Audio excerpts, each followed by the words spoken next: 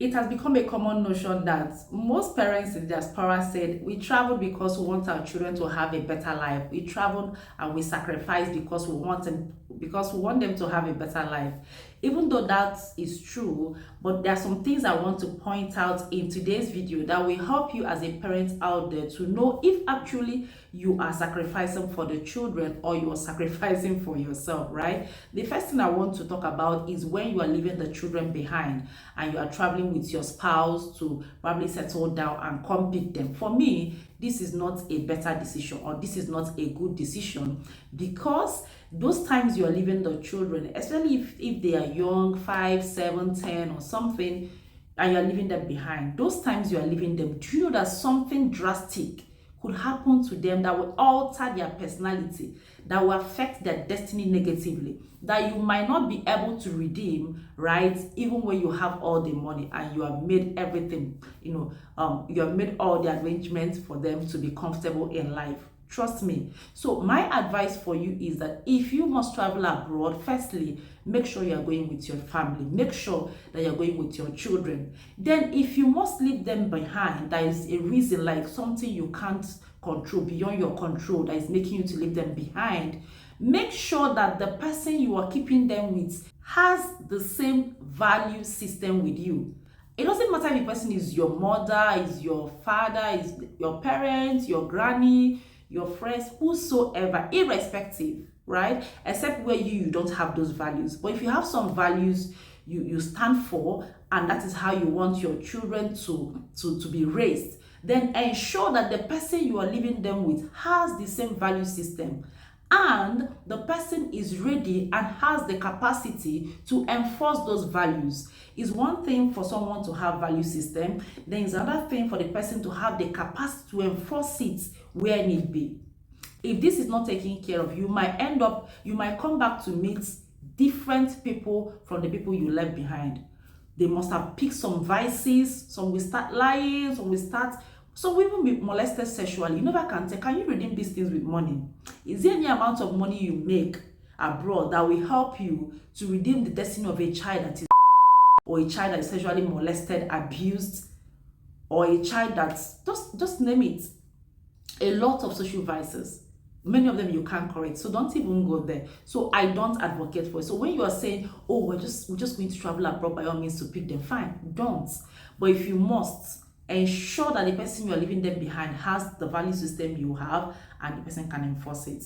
Then the second thing I want to talk about, when we always say, oh, I'm traveling abroad because I want my children to have a better life, the second thing I want you to think about is, are you really there for them when you travel?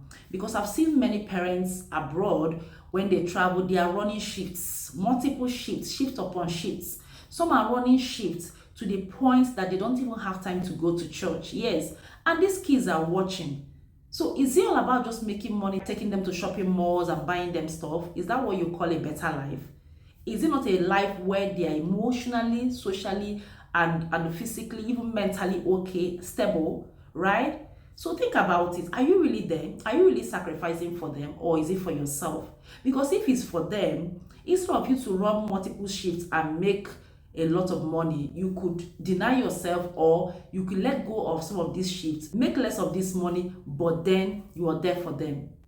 I've been in the midst of children and young people, teenagers, to know that the financial support we give them is the least, is one of the least in their cadre. Yeah, there are things they really value. You being there, your emotional support to them, being there socially for them when they have stuff, programs in school, you show up. They value these things more than this money. I mean, this is a no-brainer, right? Because everybody should know. But it seems like either we are forgetting or we are just being selfish. So I just want you as a parent out there, because I know the drastic and the negative effect of all of these things on our children, and then we come back crying, why are the children like this? Why are the social care people collecting our children from us, right? Why are they being taken to foster homes? Because we are not doing what you're supposed to do. So please, as a parent, you and your wife should share. Once your wife is on morning shift, the husband should be on night shift. I mean, for me, it's actually a no-brainer. These are things we should know, right? But you will tell me that you don't understand, Vivian. Like, we have pressing need, we have this. I know. I'm currently in abroad, so I understand. But then I know that there could also be alternatives to sort out these bills than you running multiple shifts.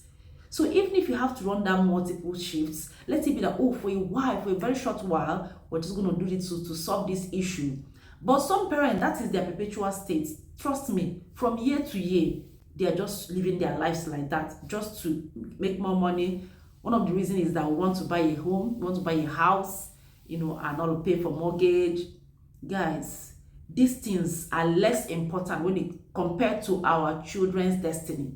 So please, let's be aware. Let's know what we are doing. Okay? So if you're that parent that is the life you're living, you and your wife, or you and your spouse, you and your husband, please, it's never too late to correct it. Call a meeting and say, no, we can't do this. We know if we all go out and run different multiple shifts, we'll make more money. But please, our children, because how will you feel? How is it going to look like when you fail to raise children that are sound? What are we going to take back to our country? Children that are emotionally bankrupt, that are messed up. What will you say in the next 20 years, in the next 10 years? So please, let's think about this. And for you that is missing church just because of shifts, your children are watching you. And what you do is more important than what you say. They are seeing how much value you place on God issues, right? So what you tell them tomorrow, they will counter it by what you're doing. So let's think, let's be wise. Tomorrow is coming, okay? So make sure that you're living a life that your children will not have any reason to accuse you or condemn you about. Nobody is perfect, but let's do everything possible to make sure we're doing our best to model good life, productive life, prioritizing what is important in life, so that they will all follow suit. It's raising children abroad is not as hard as we think. It's not that hard. It's just we parents knowing what to do and doing it. Okay, so I hope this blesses you. You have learned something from this. You're taking a correction if you're affected. If you're not affected, kudos to you. Personally, I refuse to be affected, right? I will see you in my next video. And remember to like, subscribe, share my videos. And thank you for watching. See you next time. Bye.